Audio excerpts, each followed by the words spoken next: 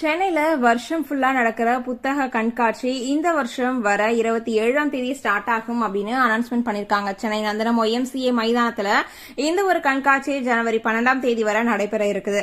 இதுல துணை முதல்வர் உதயநிதி ஸ்டாலினோட பள்ளி கல்வித்துறை அமைச்சர் அன்பில் மகேஷும் தொடங்கி வைக்க போறாங்க அப்படின்ற ஒரு அப்டேட் தான் வந்திருக்கு. மொத்தமா 900 அரங்குகள் அமைக்கப்பட போறதா ஏற்பாட்டாளர்களும் சொல்லியிருக்காங்க.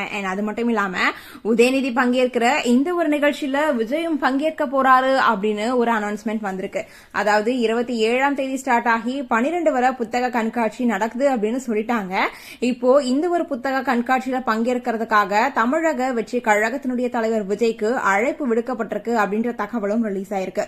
ஏற்கனவே அம்பேத்கர் புத்தக வெளியீட்டு விழாவில் திமுகவை கடுமையா விமர்சனம் செஞ்சு பேசினது ரொம்ப பெரிய அரசியலை சலசலப்பா உருவாக்குச்சு அப்படின்னே சொல்லலாம்.